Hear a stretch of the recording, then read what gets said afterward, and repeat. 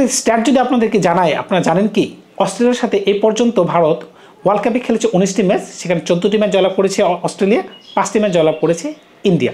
আর champions trophy হিসাব যদি আপনারা করেন, চ্যাম্পিয়ন্স ট্রফিতে এই পর্যন্ত 4বার তাদের সাথে মুখোমুখি হয়, 2বার জয়লাভ করেছে ইন্ডিয়া, 1বার জয়লাভ করেছে অস্ট্রেলিয়া, আর একটা ম্যাচ ছিল মানে কোনো রেজাল্ট আসেনি। সুতরাং বুঝতেই পারতেছেন এই ম্যাচটিতে কিন্তু হাড্ডাহাড্ডি লড়াই হবে।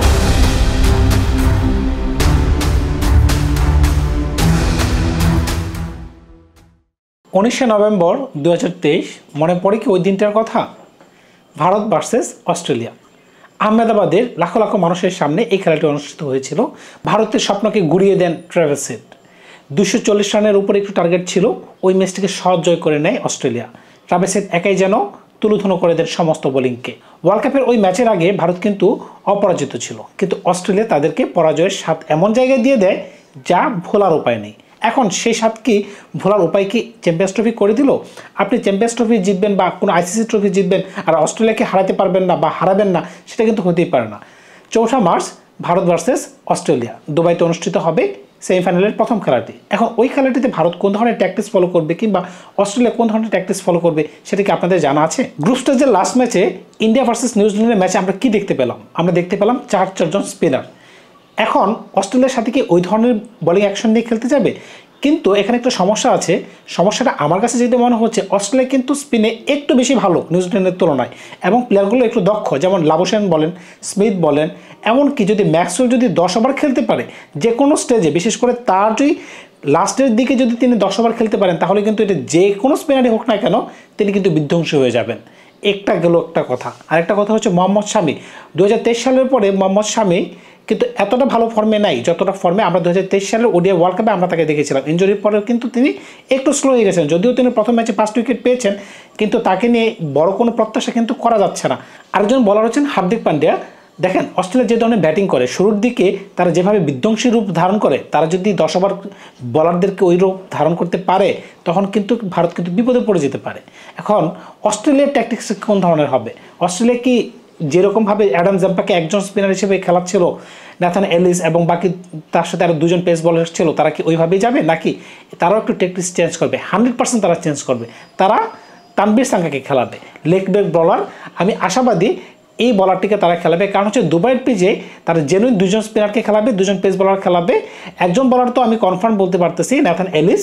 আরেকজন বলারকে কারা খেলাচ্ছে, বেন ডেরিশাসকে খেলায় নাকি অন্য একজনকে খেলায়, সেটা দেখার পালা।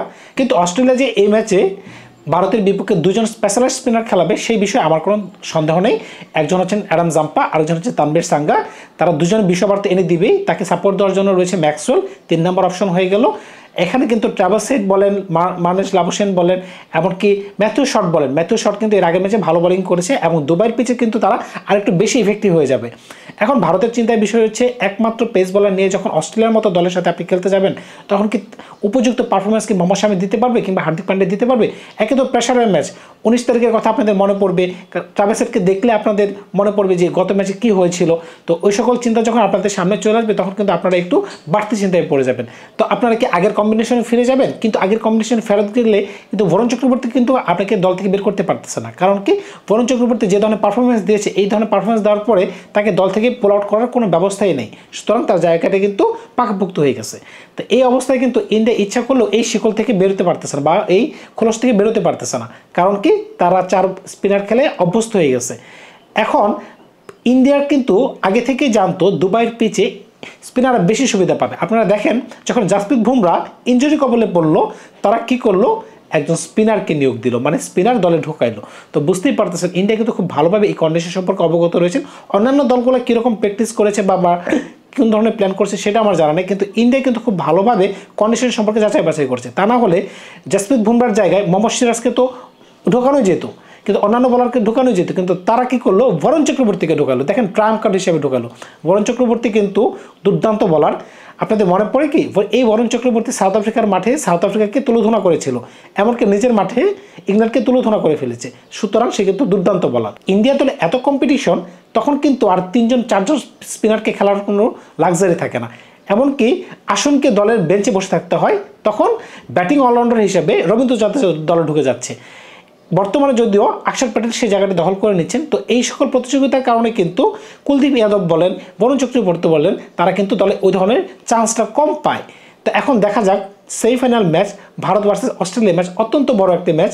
ভারতের কাছে কিন্তু ওই দিনের কথা কিন্তু মনে পড়বে। আহমেদাবাদের লাখ লক্ষ দর্শকের সামনে তারা যেভাবে একটি পরাজয় মেনে নিয়েছিল, কিছুই করার ছিল না। ট্রাভাসের ওই ধরনের যে ধরনের বিধ্বংসে পাড়ি দিয়েছিলেন, এটি ভোলার মতো নয়। কারণ ওই ম্যাচটি খেলার আগ পর্যন্ত কিন্তু 2023 সালের কথা বলতেছি, ভারত কিন্তু অপরাজয় ছিল।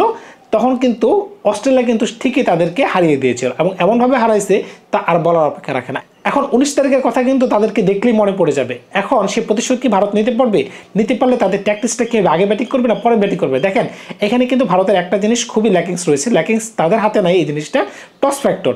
টস কিন্তু তাদের হাতে নাই। কেন বলতেছি, 2023 থেকে 2025 পর্যন্ত তারা 13টি টস টানা হেরে গেছে।